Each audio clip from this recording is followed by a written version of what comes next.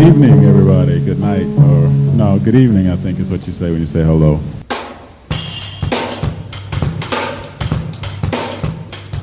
Talking Dirty with Maestro.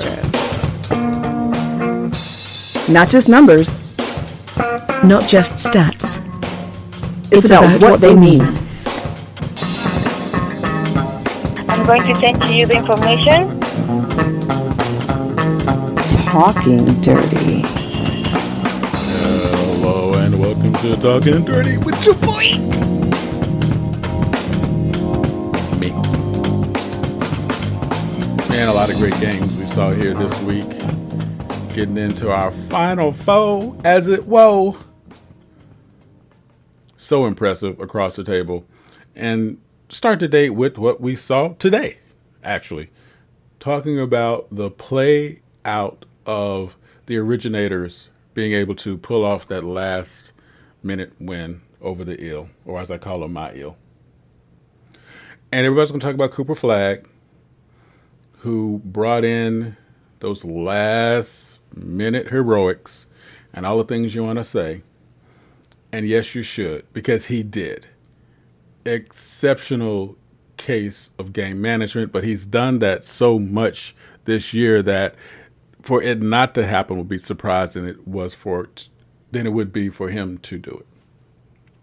And I only say that out of complete respect because of the fact that he's proven himself over and over to be that player who can put the team on his back, put the game in his pocket, and walk it up the street and do what he got to do. So when you see this sort of play happen, what's going on around it? And that's what I'm going to talk about today. So tip the cap. Cooper Flagg was my player of the year. I made that clear to everybody. I know he did not win it. It's all good. He's doing something else. But I want to give flowers to two other places. One, his team. The fact that Cooper Flagg is able to do what he's able to do while the players around him, Justin McGavin, my dude, Victor Ilgauskas, Caleb Boateng, just the whole team, just going to get it out the way. The idea that they were able to maintain their flow and everyone contributes, but they always stay in principles.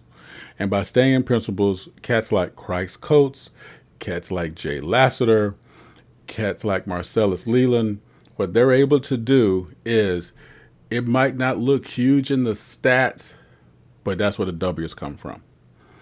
And the fact that they have that discipline to do that, to me, comes from one place when you see everybody across the table doing this, and that is their head coach. Coach Dodge teaching those base principles, because that's where it happens. It doesn't happen in the game. It happens there. You will never see any panic in this team. And then you have your other players like Darian Walker III, Kamari Ward, St. Lamar the ninth. Those players whose names might not immediately jump out at you, it doesn't matter why.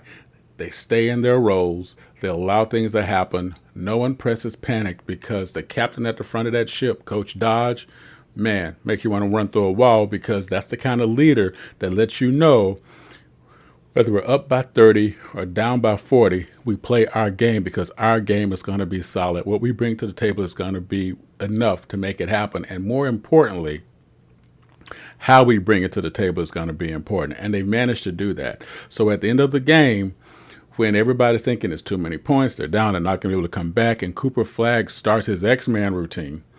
And I know everybody calls him the cyborg. I call him the zombie because he just keeps coming. Everyone else on the team stays in principle. No one rushes. You never see a bad shot. And I'm giving all that credit to the head coach who stands on the sideline that I just got to tell you, I just cannot say enough about her ability to organize a set of principles and organize a game plan, instill it in these young men who are smart enough to take it and smart enough to execute it and good enough to make it work. They are learning so many principles beyond the court. We don't have enough time to talk about it right now.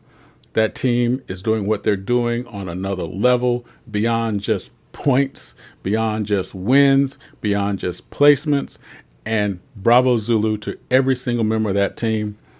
It's been an absolute pleasure to watch them this season. I can't wait to see what else they're going to do when we get to the Final Four.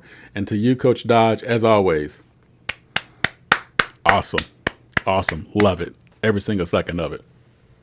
Okay. Y'all know what's up. Catch me on another scene.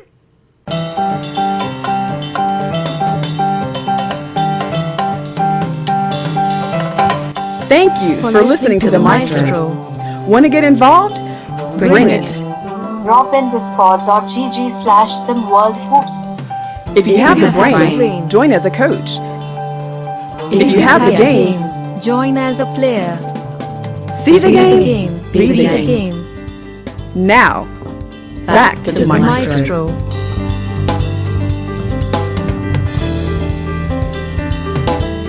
Sorry. We'll be right back. Okay, we're back. And welcome back to Talkin' Dirty with your boy. So the quad is set. We got all our teams ready to go. In the run to one. The quad.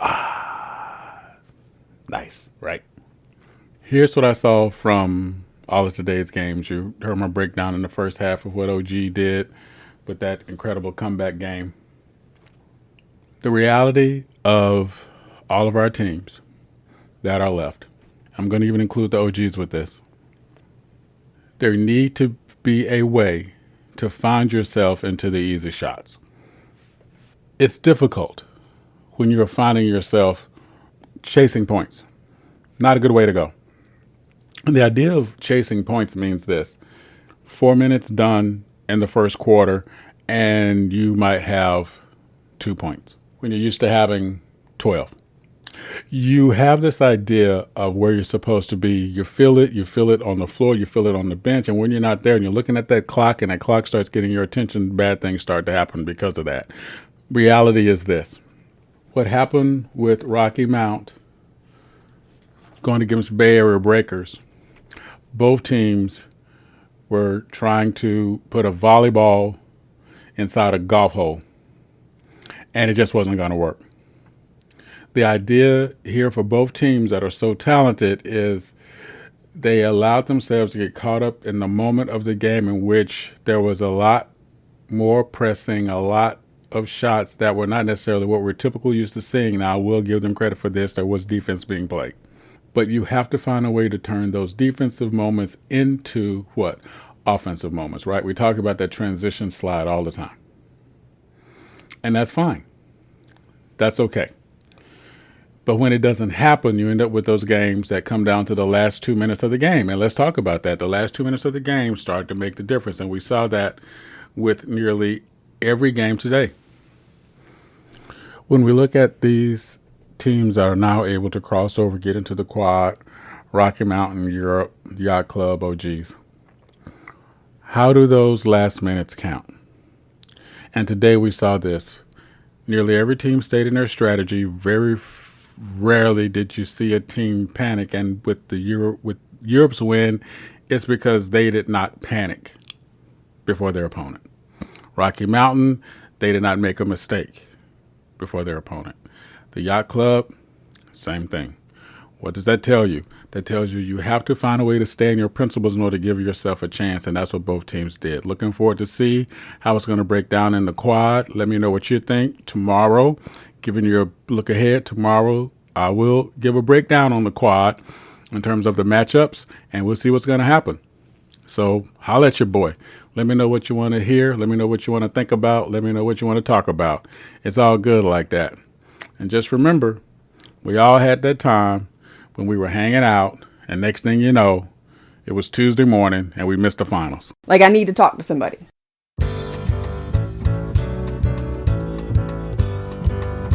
Thank you for listening to Maestro.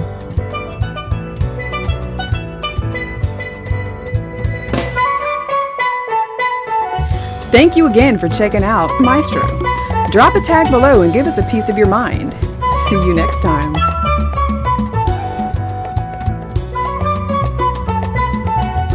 Well, thank you for your time. Have a wonderful day.